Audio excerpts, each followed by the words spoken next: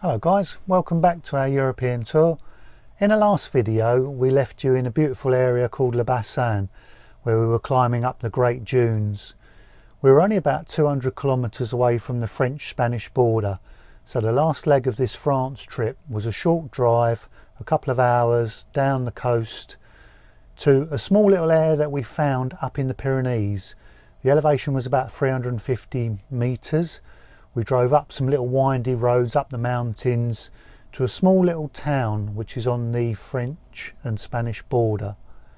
You can see from this picture here that the town, half of the town if you like, is on one side of the border and the other half of the town is on the other side of the border. So where we were parked we were in France, and then when we walked up to where the shops were, we were actually in Spain. And we were just using this area as an overnight stop before we headed further into Spain. So as we're right on the border between France and Spain, up in the Pyrenees, I thought this morning it would be fitting to rustle up a little Spanish omelette. We've got the leftover boiled potatoes from last night's dinner, just frying off in the pan. And then I've got a little bit of French tomato and some eggs. I'm going to rustle up a little omelette here this morning for breakfast. There we go guys, I just popped it under the grill just to brown the top off a little bit. Lovely Spanish omelette. Just going to do a little bit of washing up here after breakfast. And while we're doing that, we can just enjoy the view. So we're well on our way into Spain now. We stayed last night right on the French-Spanish border.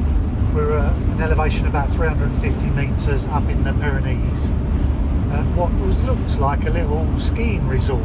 There was like a petrol station and a load of cafes and bars and a lot of what I reckon probably were duty-free shops. There was a lot of alcohol, cigarettes and that kind of thing. So it was like a little rest stop before you cross the border.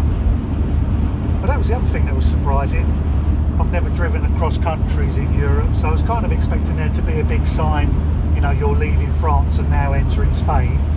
There was nothing at all. Well, it was a bit of an anticlimax really. I was hoping to sort of stand on the border between France and Spain and go, have a nice little photo opportunity, but we didn't even realise we was in Spain until the road signs changed language, so yeah, that was a bit unusual that.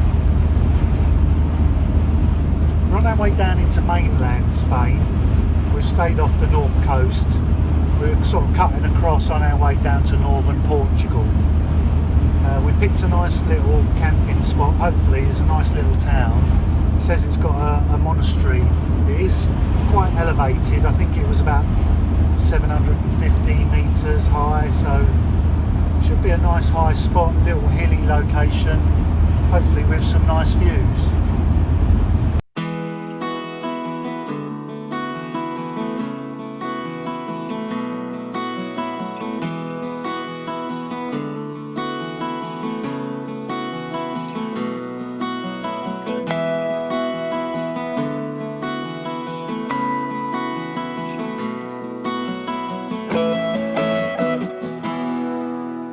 We've just driven up to the top of the hill here. There's a little park there. You can just see the van parked in the trees there. And it's such an amazing view from up here. You can see the snow-capped mountains in the distance there. And then this amazing dam holding back this reservoir of water. And then just down here you can see where the sluice gates are open. Obviously they're generating electricity. And just make out a faint rainbow in that water spray. What an amazing view. All the way down the valley, you can see the castle on the hill there, and just below the castle is the monastery. You may be able to make out the chapel bells on the monastery tower there.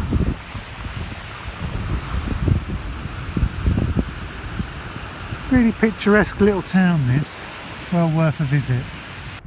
We're right up at the top of the dam here, and there's two really tall towers here, like a viewing platform. But since I got a little bit older, I've gained a little bit of vertigo, and and these towers are really high, and that bridge looks really flimsy. It's probably safe as houses, and call me chicken, but there's no way I'm going across that. That's making my legs wobble just looking at it.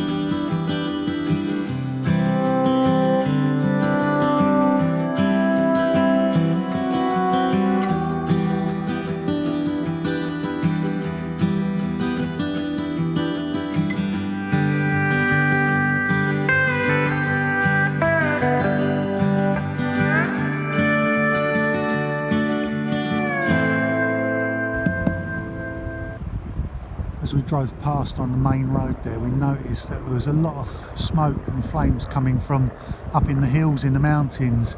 There appears to be 3 or 4 different locations where there's fires up in the woods there. And there's a helicopter here which is picking up water from this local river and obviously trying to put out the fires.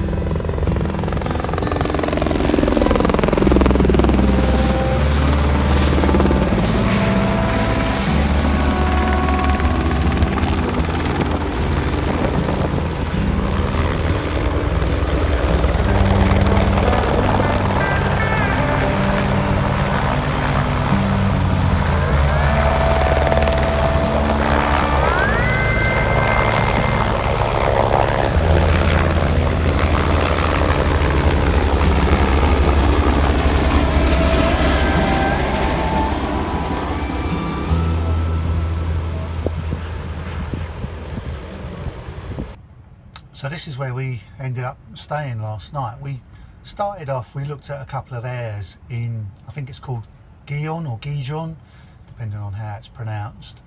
And we pulled into 2 airs there. One we used to empty the waste facilities, and basically it was just a car park, just a municipal car park. You had to actually pay to get into the part where you could use the services. So we only just emptied our tanks there. And then we pulled into the centre of the town. It wasn't far from the harbour, there was another little area there, but it was only, I think, 6 parking spaces, tiny little town centre car park. There was 1 other motorhome there, but there was loads of teenagers about. It was right in the middle of town, so it could potentially be quite a busy and noisy little spot. So we didn't really feel comfortable with it, to be honest, and so we had a look on the map and found this little location, which is basically it's a viewing point on a little peninsula on the northern coast. It was a tiny little car park here. We had a look on Google Maps. It was down the end of a little single track road, but it looked quite quiet and peaceful, so this is where we ended up. I'll take the camera outside and show you around, and you can have a look at where we ended up parking. But it's a little bit of a trade-off, and I'll explain a little bit more between feeling safe and comfortable in a town with other people around you, or being really out in the sticks and remote, and how that makes you feel about wild camping. I think I was quite comfortable with it, but to be honest, I don't think you really enjoyed it, did you, Lou? Not really, no. I don't think you sort of kind of like was at ease, were you? You were kind of like tossing and turning all night and waking up and that. Yeah, I just thought of hearing strange noises. Yeah, I don't think there's a little house up on the hill there, and there's a dog kept barking all night, which does put you off a little bit.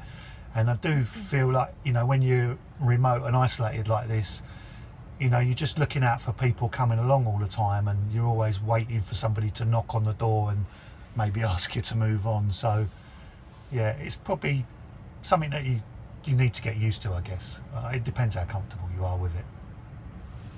So this is where we stayed last night. It's a tiny little car park on a little peninsula jutting out into the north coast. There's the van, sorry about the sunlight there. There's a tiny little house up there, that's the only house here. And this is like a little viewing point. As you can see there's a beautiful view of like a little sort of bay, quite rugged, with the town opposite. And that town was all lit up at night last night, so we had quite a good view from the van. But I think maybe it's quite an isolated spot. There was nobody here. I think there's one car went past, which is just for that little house that I've shown you. Other than that, no sound or sign of anybody at all. So I think it was all right. You know, as wild camping goes, it was quite a nice location. Nice to have a little bit of a view. But it's how you view these things in terms of safety, security, and how comfortable you feel, you know, camping in the wild with nobody else around you. Some people think, you know, it can be a little bit eerie. You know, it's so quiet out here and all you've got is the wind noises and a few animals. But I quite enjoyed it, to be honest. You know, I'd rather do this than camp in the middle of a town. So we came down this little single track road. It did seem a bit treacherous because we thought, well, is there going to be anywhere we can turn around with a long wheelbase Sprinter? It can be a bit difficult, but then it opens out into this lovely view down here. As I say, we're right on the end of this little peninsula. You can't go any further. I think there's one more dwelling just on the top of the hill where the sun is there, and that's where this road leads to. But other than that, nobody else really comes down here. During the day, I guess people come down to the car park just because it's a nice spot to park up and have a wander across the hills. Let me know what you think, what your preference is, whether you prefer to camp amongst other campers or whether you prefer to get out in the wild. Is that the point of van life? You know, we build these go anywhere stealthy sort of off-grid campers. Is that because we just want to be out in the middle of nowhere? I'd like to hear what you think about it, so give me your views in the comments section below.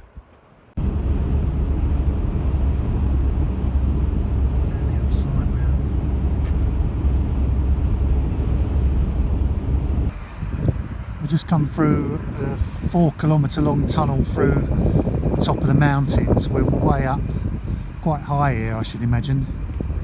Some epic scenery here as well. It's like something out of Lord of the Rings. Really rugged and very cold. It must be sort of 0 here at the moment. Snow on the mountains. Quite a bit different from when we were down at sea level earlier on this morning.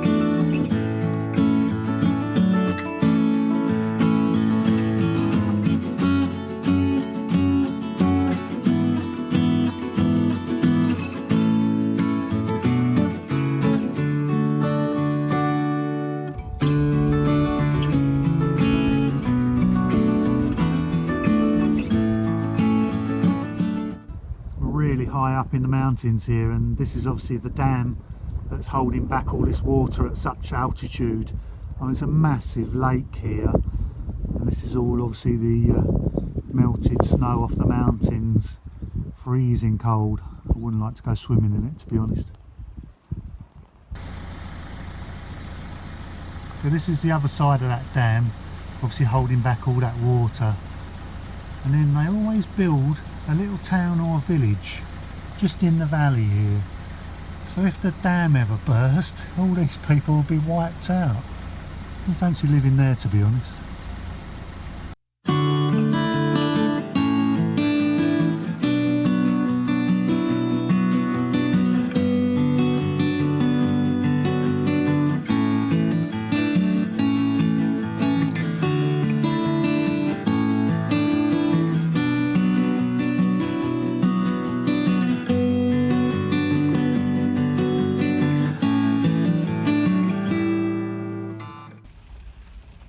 So we've got a little bit of a dilemma today, another one of these things that's sent to test you on van life. We're a bit low on gas. We've probably got about a quarter of a tank left. And I ordered a European connection kit from Gaslow. These are supposed to be all the adapters. We've used this one in France, fine, no problems at all. We did fill up while we were there. And now we're in Portugal, northern Portugal. And we need a Euro adapter or Spanish / Portugal adapter, which we don't appear to have in this kit. We've been to half a dozen petrol stations now. Nobody else seems to have an adapter to fit these. It says in one of the guidebooks that most Portuguese gas stations have a fitting to connect to this French cup, you know, very similar to the French cup system. But that's not the case. That everyone that we've been to so far seems to be the Euro bayonet type fitting. So at the moment we can't get any gas. Nowhere around here does gas with the fitting that we've got. So we are struggling. Obviously we need gas for cooking and we need gas to heat the van. It's not the warmest at the moment, as you can see. It's absolutely chucking it down with rain, so it's cold. So we've come out of some really nice weather in France down to Spain and Portugal. The weather's absolutely atrocious and we're running out of gas. So what we're going to do, I think there's a place on the coast near Porto. It's about a 2-hour drive from here. It's an LPG gas service station. They don't do petrol, they just do gas. So hopefully, fingers crossed, 2-hour drive and we might be able to fill up with some gas. So we're going to just drive into a local supermarket here, stock up with some provisions because we're a bit low on food and things like that.